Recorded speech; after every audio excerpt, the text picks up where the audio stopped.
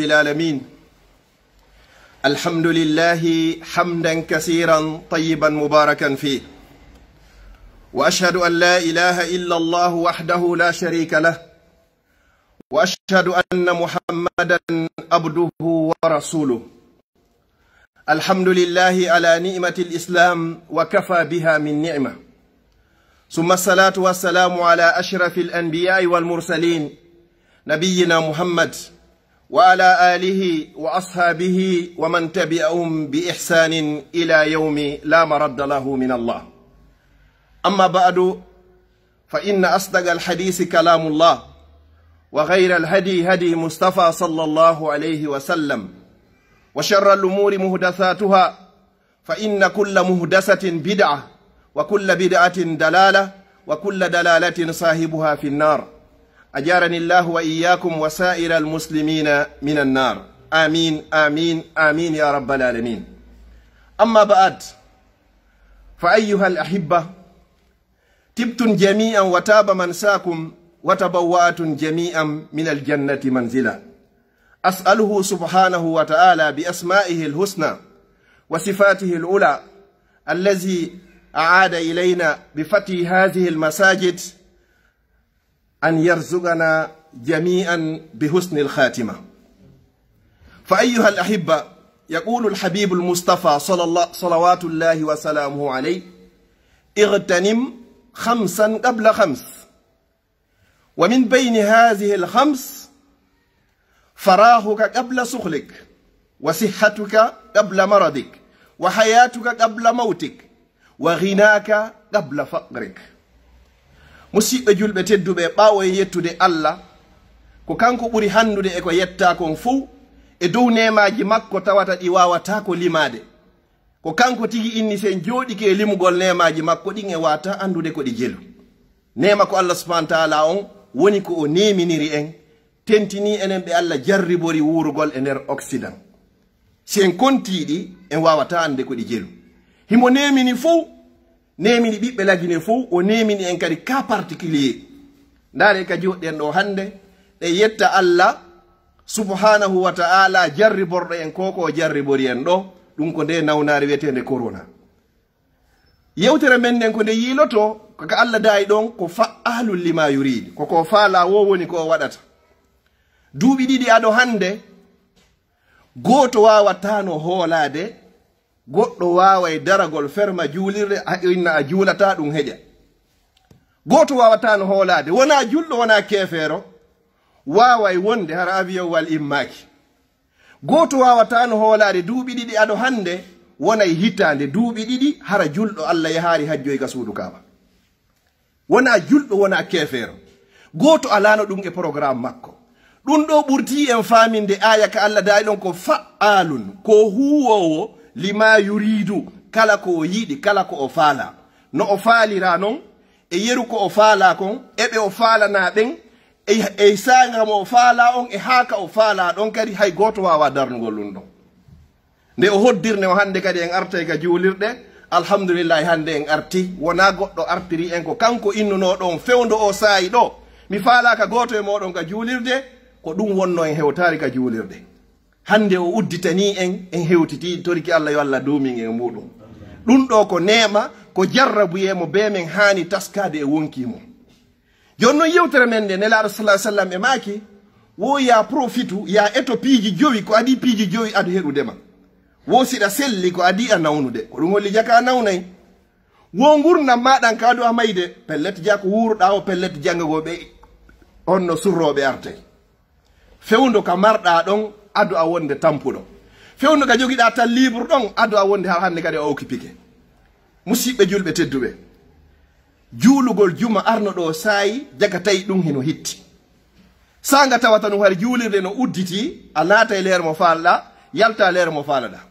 Yehi ha tawi hande kadi ko ya daw bimbi subaka, fiya ar windoɗa, fiya heɓu jumare. E nani ɗo ko président juulirde yewti ɗo kon, weltanagol moko baɓe kala kippunoɓe fi muɗum ɗo, fuɗɗandema directeur on ha hewti Alaji Souleymane Lato e nanditayɓe maɓɓe ɓe fof, koɓe dari ɓe darti jongandema janvier, udditugol soka contrôla, yimɓe timmi, addori tapiji, addori masque je. ɗum kadi ko nemano nelaɗo sallallahu alayhi wa sallam ɓe maaki wo gite tati hino ton ɓenɗo yiite a jahannama wifoytaɗe no tawa e maɓɓe neɗɗo dariɗo ayni fiino julɓe Allah fotora ma ɗum daɗɗo dariɗo ka o fron hakkunde julɓe e heferɓe ma yiitere wullude fi Allah goɗɗo jooɗo miijito fi Allah ha gite makko ɗe yalta gonɗi nde yiitere ɗo nde heɓoyta yiite jahannama neɗɗo jooɗo miijito fi Allah ha o wulla kanko tun nde yiitere ɗo kadi heɓoyta yiite jahannama ɓeɗo ɓe daranike ngal gollal ɗo ɓe mara joddi hay e hunde si wona ka Allah en toriki Allah marɗo joddi ko lannata on yo yoɓuɓe ko ɓuri moƴƴude e joddi mo be ko golli e muɗum waɗɗo téléphone adduɗo feere sooduɗo tapiji uddituɓe sokuɓe limuɓe yimɓe sooduɓe maskiji adduɓe zel kala mo be ko addi kon en mara ko yoɓanɓe Allah non hino mari ko yoɓaɓe ko lannata fa jazahumullahu anna wanil islami hayra si ɗum ɗon feƴƴi musidɓe julɓe tedduɓe jaka en andi fewndo ka hettiɗa ɗon ko ya profitu ado a wonde a jogaki tan musidɓe meɗen fewno ɗo hiɓe maapi est ce que fi hajju udditay fi yoɓe hajjoyi ɓe hulino ha ɓe hatti hulugol wata Allah ƴettituɓe nder ɗi duuɓi ɗo hara feere nden hino woduno ɓe sali hajjoygol joni noon hajju hino soka duuɓi ɗiɗi makka yahaka ko wawi ɗum ɗo wo ko o jeeyiɗo makka jeeyi suudu kaaba musidɓe julɓe tedduɓe o jawle ko wonɗen e ɗaɓɓude wabi rabbil kaaba en mayay accenɗe la shakka ko sa mayay acca jawdi ni hiɗa mari jawdi ma jawdi ndi lannay ko ado amayde imamu shafayi noon o inni wo bi'sa dirham waddananir la yanfa'anika hatta yufariqanik wo boni ko wiyete dirham e dinar boni ko wiyete euro e dollar ɗi nafima wo tuma ɗi iwi e juuɗe maɗa fodde iɗa mari ɗi ka kontuma a ittanari ɗi sadaka e zakka wallahi hay hunde ɗi wawama nafugol musidɓe julɓe tedduɓe no woodi jawdi karamo ko ɓen ɓe inni wo ni'imal mal fi yadi rajulin salih wo moƴƴi ko wiyete jawdi wondi e juuɗe aaden neɗɗo anduɗo wuuri maye Allah okkete aljanna ɗo ka aduna ɗo wuura e nder aljanna ñande mayɗa o kadi heɓoya aljanna on laakara si julɗo innama yo ƴettu vacance mino yaade vacance ala ko ɓuri innugo ɓe yaade umra waɗoya vacance jonte ɗiɗi jonganne maka hewtuɗa koye dewal e dewal e dewal ha ñande hewtituɗa compte ma on ko hewata ɗon ko wallahi sa jonnama ɗo 100 milliard d'euro wawata hebbinde sifa ko hebbina ɗon ko hara ko jabu jawdi ndi Allah okkuma ndi jawdi ndi ndi nafima wata goɗɗo habboɗo ñande mi maayi ɓiɓɓe am ɓe waɗano yeylan umra ma ɓe hajjano yeylan ɓe jesano yeylan koloyru ɓe darnano yeylan juulirde ɓe hajjano yeylan ɓeɗo la yasmin wala yuhni fus nafatama ƴettu misal e adiɓe ma mayde ɓen hara ko joginoɓe jawdi sifa ko joginoɗa ma ɓurnoɓe ma jogade jawdi ndaari ɓe ngureji ɗin ko honto fewndi taskoɗo e hoore ɓen ɗon anda an kadi pellet ko ɗon sutiɗa hebbingol jawdi wallahi heɓugol jawdi hino moƴƴi sa ƴettini a waɗi ndi fi Allah sayyidina usman radiyallahu anhu fi makko ko yewtete ɗum ila yawmil qiyama sattanno madina yankoɓen satti ha hewti nokkugo o ƴetti jawdi makko nin o soodi koloyru num feccere tawi ko ñande ñalande makko nen ñande julɓe fappo ara e ƴooga ko woni julɓe ko wona julɓe fof ara e ƴooga mara fi bimbine ñande haray ko yoɓugol alyahudajo on o ndaari o tawi hande kadi ñande ñalande makko nen hay goto ala e ƴoogugol o ini ousmane a dini yeeyama kadi feccire luttunde o yeeydi seydna o ɓuri 200 dinar joni noon sen ƴettiɗo si goɗɗo yoɗi 200 honno 200 million ɗo deroɗo sooda fii ka julɓe fowto hande ko ɗum o wondi ka o woni toon ka ɗabru makko o ƴetno jawdi makko ndin o waɗi fii Allah ha nelaɗo sallallah alayhi wa sallam sappimo yeeso sahabaɓen fof ɓe inni ma darra usmanu ma amila bada al yawmi abada usman o ɗo on hay e hunde o wawa wadde hande kadi ko boni ko tawata ɗum ɗo lorroyaymo yawmal qiyama o ɗo Allah okkimo ɗum ɗo seydna usman radiyallahu anhu o ɗo yehi ha nelaɗo sallallahu alayhi wa sallam ɓe maaki wo o ko rajulun yastahi minhu l malaika o ɗo wallahi hay malaika ɓen no hersa usman min kanko honɗum hatta mi hersa oɗo sabu honɗum jawdi ndi o heɓuno ndi o andi pellette o wuuri seeɗa o maayay pooma o ƴettindi o wayindi kandi hana waɗede ɗon ndi nafimo hande honto o woni wallahi hande ko ndi woni ko nafimo si ɗum ɗon feƴƴi musidɓe julɓe tedduɓe toɓɓere ɗiɗaɓere nden hayatuka ɗabla mawtik gurdam maɗan ko adi e mayde son ƴetti karamokoɓe meɗen ɓurɓe jogagol gandal ɓurɓe lollude ɓen fop inne kaari no mari gandal kaari ko gando son ƴetti parcours makko on fof ko jangi kon fop no gasa ko duuɓi 15 ɓe nakaari no jangi ni mi wonɗo e wonde ɗo mi heeɓi duuɓi 15 nder Europe ɗo mi taw ɗo woɓɓe ɓe heeɓi duuɓi 15 kon ɗum mi faala yewtugol e nden toɓɓere ɗon ƴettan Allah ahadi inna ñande ɓe mi heɓay gotol bindol gotol pet komi faami ka diina am ta waɗu ɗiɗi few ta waɗu dey bindi ɗiɗi sakko hara ɗum ɗon tan on permetatama innu Allah mi ahodi e ma ñande ɓe mi janggay bindol gotol mi humpito diina an kam ñande ɓe mi heɓay bindol gotol Qur'an ma hadis goto momi faami ka diina an calculoya ɗon e nder hittane nden ko jeelu heɓuɗa calculoya e nder duuɓi ɗiɗi ko jeelu heɓuɗa calculoya e nder duuɓi tati calculoya ɗum ɗon si Allah okkima gurdam balɗe cellal yeru duuɓi ɗi wonɗa Europe ɗo ɓen fof haray ko honto fewniɗa an kadi wallahi haray a woni jenteteɗo wabi rabbil kaaba haray a woni jenteteɗo ɓurɗo lollirde gandal ngal ka meɗen ko duuɓi 18 woni ko jangi parcours on fof 18 ans ɓuraɗo inne don hino jangi mi ala inde ko kaarijo 18 ans est ce que enen ɗo heɓari ɓurɓe ɗudde e meɗen heɓari 18 ans e nder Europe sen calcule ɗo heɓɓe ɗon 18 ans ko ɓen ɓuri ɗudde ka nder juulide ɗo diɓe heɓari ɗum ɗon ɓen mo beyo waɗi bilan mum on daara wano waɗirta bilan ma o ni fewno ɗo ka déclaration d'impôt ɗo ɗum ɗo fof a calculay ɗo kala koɓe duwama remboursé naɓa kayidi hum kum fiya hetto calculi an kadi fewno ɗo si mayde ne waɗima crap ɗo ko on ɗum innoyta Allah pendant 20 ans 25 ans 30 ans 10 ans ɗi waɗɗa ɗi e nder Europe ko honɗum gollanɗa hoorema gollanɗa julɓe Allah ɓen ko tawoyta ñande surroɓe garti ko noon wiyete muhasabatu nafs hasbugol hoore muɗum bilan ma on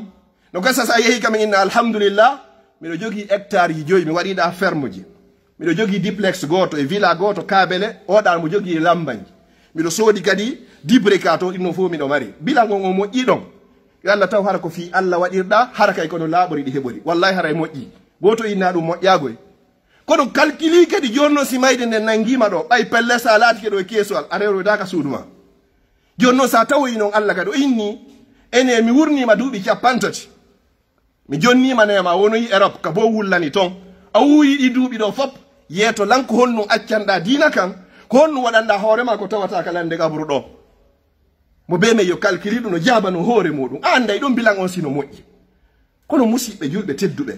moko ba anduɗo wuuri maaye jogande maga jubaka subaka salmina ha inna geeƴe salminama bindol gotol Qur'an a janngari hay sey ko ƴeeɗen wallahi haray tinnare nden hinde manki an tigi sa calculani hoorema taway hino manki Allah inna ko be Qur'anare nde nde lannoyagoy ma be hunjoɗande fof goy hunjagol Qur'an o fof ko fardu kifaya si seeɗaɓe ni tum hunjaniken haray yoni kono janngugol nde anda ko woni e mayre ko fardu aynin o be men no haani watta taguɗo kammuuli tagi leyɗele windane lettere wuura duuɓi 50 hara anda ko woni e nder on lettere ni mo be men si yehi joni ndaari lettere mum tawi honno service public honno ɗuma info ɓeya finance o hino addanma lettere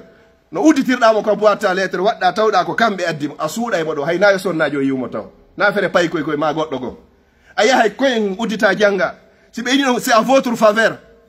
tigi tigi on ko an hettata ɗiɗo a mondaymo wattama ɗo gonga mawɓe meɗen ɓen ɗo on tigi naɓatama ko kafewal ɗo inna ɓe rembousilan ɗiɗo ko naɓete ko fof ka kafewal ko ka facture ɗo facture ji warime joni noon ɗum ɗon a weltori ɗum ɗon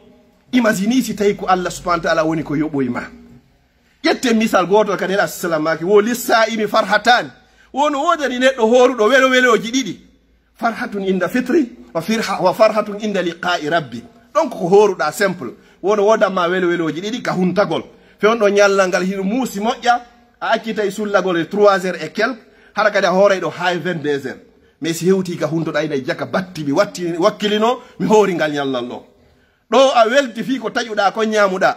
ñande noon Allah ɓannoye ma o inni ngal ɗo ko joddi ñallal gotal ngal horunoɗa mi woɗɗintinima e natugol yiite jahannama embere duuɓi 90 lakara a weltoto ka a weltotako wallahi a weltoto saabu ñallal gotal joni noon calculi ono woodi woɓɓe wallahi hara hay jeego juldanduji ɗen timmingol ɗum ɗo e koɓe hoori suumaye kom fiyoɓe heɓu baraji horuɗo hitande hara hay ɗen hande ko 90 juldandu hara hay ɗen ɓe wawa ronkugol ɓenna menen ko mapini min ko suumaye wallahi ko hanuma mapinde kaka tawoya Allah wata bani adama mapo ko honno o wurirta taɗum mapine Allah tagari en o accitirta en ni o ñammini ɓe wona julɓe goɗɗo yedda mo jogandema bimbi ha kikiɗe weta bimbi Allah adda artike makko on ka witiɗo ka julɗo Allah accitara e mani o accitirta en ni ko honɗum waɗɗima an ko ya eto tun ñande surroɓen arti hara pellete hino woodi ko yewdata an e malaikaɓe si ɓe yinnoyima man rabbuka ko hombo woni joomima harɗa wawi jabade ko hombo woni joomi an si ɓe yinni man nabiyuka ko hombo woni annabajo ma o harɗa wawi yewdi e gurdam muhammad sallllahu alayhi wa sallam hiɗa andi ko hombo woni kanko si ɓe yinnoyima diinuka ko hon won diina ma kanko l'islam hara hiɗa wawi yewde hiɗa andi ko honɗum woni e l'islam deftere ma nden hara hiɗa andi ko honɗum woni qur'ana on o moyen musidɓe julɓe tedduɓe hunjagol ko ɓuri e fande e nder juusu aji 30 tawi a calculani hoorema a mara juusu aji 2 3 4 5 ɓowruɗi ka hoore calculi ɗon haray wakkilare ma nden ko honto hatti suratuji 114 bimbi ha kikiɗe hiɗa dogude a mara toon suratuji 20 ɗi hunjiɗa ɓowri calculi haray wakkilare ma nden haray ko honto hatti ɗon ko an asibante hoorema na goɗɗo innanayma ɗum ɗon no moƴƴi ma ɗum ɗo moƴƴa si ɗum ɗon feƴƴi toɓɓere tataɓere nden wa farahu qabla suhlik en heɓi tan libre en andi jaka yo argol juula wallahi jaka ɗum ko nema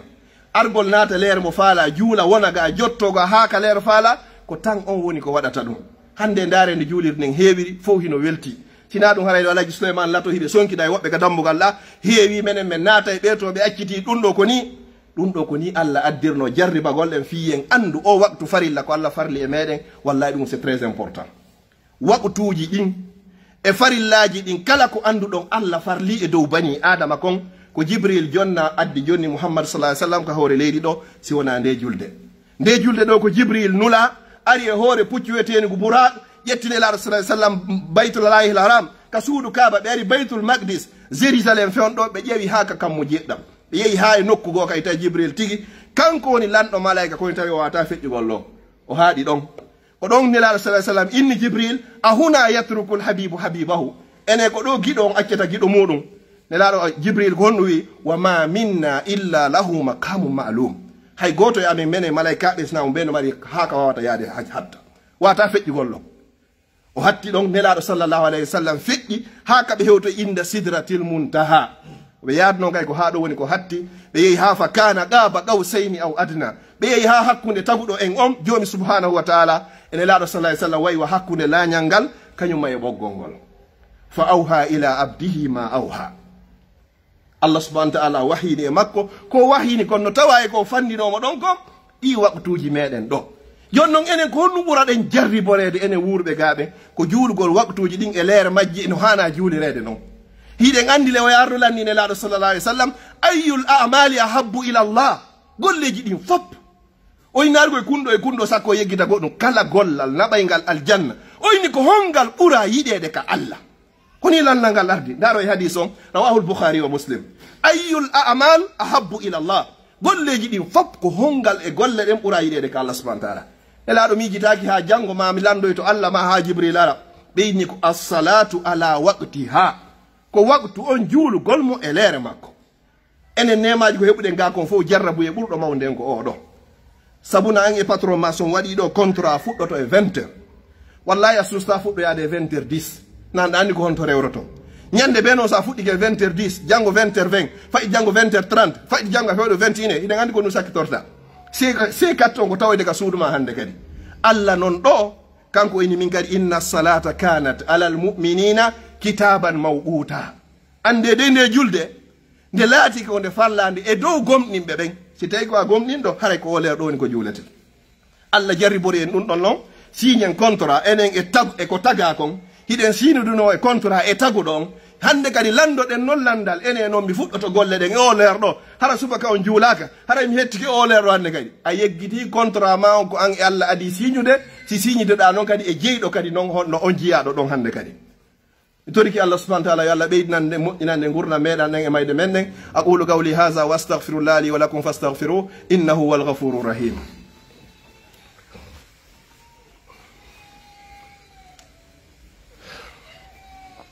الحمد لله رب العالمين ثم الصلاة والسلام على من بئس رحمة للعالمين. الحمد لله على نعمة الإسلام وكفى بها من نعمة. ثم الصلاة والسلام على رسوله النبي الأمين وعلى كل من تبعهم بإحسان إلى يوم لا مرد له من الله. أما بعد فأيها الأحبة